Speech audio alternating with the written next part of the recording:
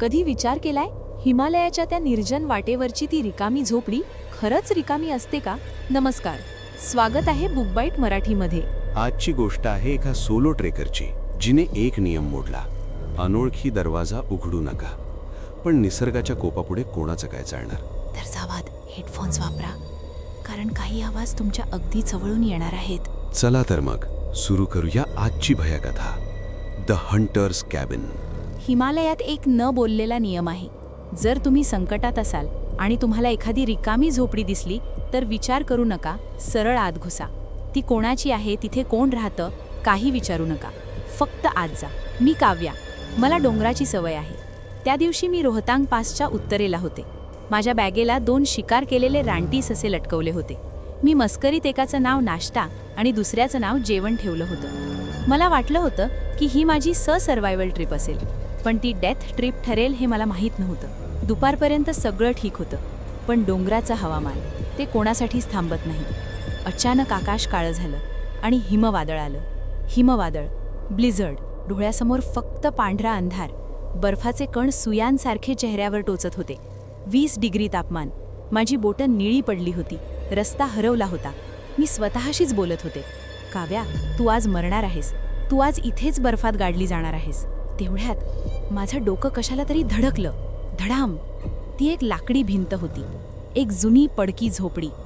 मी आंधळ्यासारखी भिंत चाचपली आणि दरवाजा शोधला. मी जोरात थाप मारली. कोणी आहे का? प्लीज दरवाजा उघडा, मी मरतीये बाहेर. त्या वादळाच्या प्रचंड आवाजात मला आतून एक क्षीण कोरडा आवाज ऐकू आला. या आ तो. देवाची कृपा. मी हँडल फिरवलं आणि आत पडले.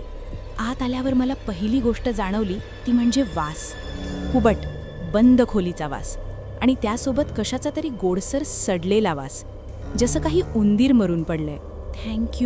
थँक्यू सो मच, तुम्ही मला जीव वाचवला, मी अंधारात म्हणालो. आत मिट्ट काळोख होता. खिडकीवर बर्फ साचल्यामुळे फक्त एक निळसर प्रकाश आत येत होता.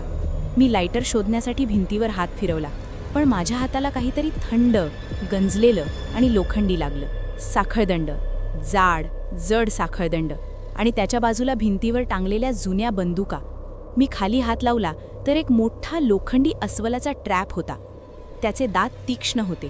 तो सेट केलेला होता. मी पटकन हात मागे घेतला. कोपऱ्यात त्या अंधारात मला कोणाची तरी आकृती दिसली. तो जमिनीवर बसला होता, हालचाल न करता. तुम्ही या केबिनचे मालक आहात का? तो आवाज घशातून आल्यासारखा वाटत नव्हता. तो जुन्या लाकडावर लाकूड घासल्यासारखा कोरडा होता. पण मी विचार केला की थंडीमुळे त्यांचा आवाज बसला असेल. मी तिथेच जमिनीवर बसले. माझ्या बॅगमधून स्लीपिंग बॅग काढली. मी पकडलेले ते 2 ससे मी बाजूला त्या माणसाच्या दिशेने ठेवले. खूप भूक लागली असेल ना? माझ्याकडे ससे आहेत. मी आग पेटवून जेवण बनवू का आपल्या दोघांसाठी? ना. हे काय होतं? आधी नाही म्हणाला आणि मग अचानक आवाजाची पट्टी बदलून हो म्हणाला. जसं काही रेडिओचं चॅनल बदललं. खिडकीतून येणारा थोडासा प्रकाश त्या कोपऱ्यात पडत होता, पण मला त्याचा चेहरा दिसत नव्हता. फक्त त्याचे लांब विस्कटलेले केस दिसत होते. तो माझ्याकडेच बघत होता. ठीक आहे, मी थोडा वेळ झोपते, खूप दमलीये. मी डोळे मिटले.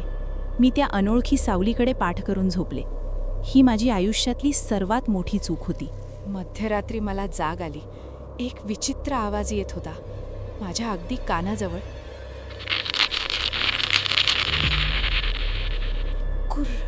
कुर्र. ओल्या मांसाचे लचके तोडल्याचा आवाज आणि हाडं चावल्याचा आवाज. स्लर्प. मला वाटलं छप्पर पडतंय. मी दचकून उठले. काय चाललंय? कोण आहे? आवाज थांबला.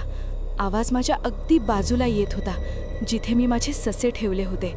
त्या अंधाऱ्या कोपऱ्यातली ती आकृती हलत होती. मी घाबरले होते. मी माझी बॅग छातीशी धरून कोपऱ्यात बसून राहिले. मी पापणीसुद्धा लववली नाही. रात्रभर मी त्या आकृतीकडे बघत होते आणि मग सूर्योदय झाला. खिडकीतून प्रकाशाची पहिली किरणं आत आली.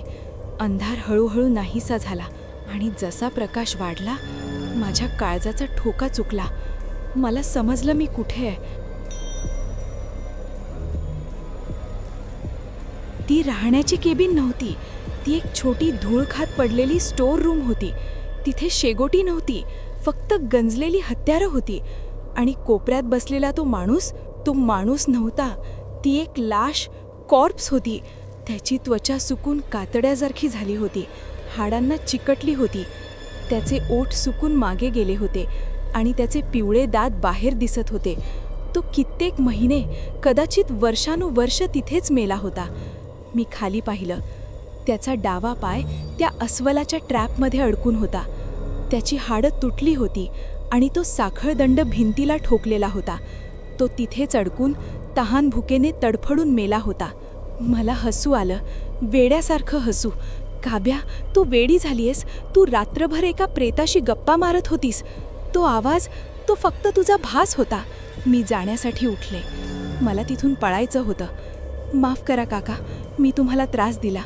मी त्या सुकून गेलेल्या प्रेताला म्हणाले. मी माझी स्लीपिंग बॅग उचलली आणि तिथेच मी गोठले. माझ्या स्लीपिंग बॅगच्या बाजूला माझा एक ससा पडला होता, नाश्ता. त्याचं डोकं गायब होतं. मानेतून अजूनही रक्त वाहत होतं. कोणीतरी ते कच्चं चावून खाल्लं होतं.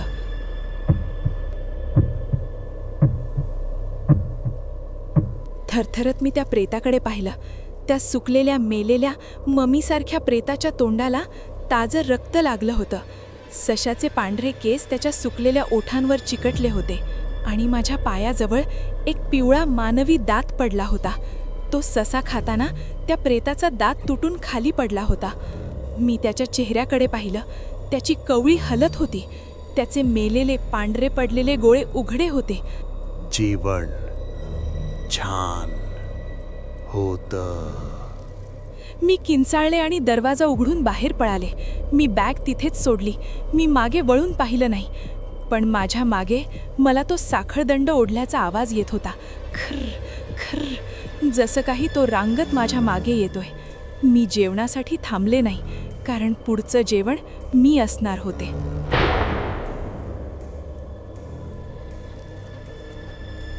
त्या झोपडीत काव्याने जे पाहिलं ते खरं होतं की भास? त्या मेलेल्या शरीरात कोण राहत होतं? तुम्हाला काय वाटतं? तुमची थिअरी आम्हाला कॉमेंटमध्ये नक्की सांगा. जर ही स्टोरी ऐकून अंगावर काटा आला असेल तर व्हिडिओला लाईक नक्की करा. तोपर्यंत सावध रहा आणि अनोळखी दरवाजा उघडू नका. शुभरात्री.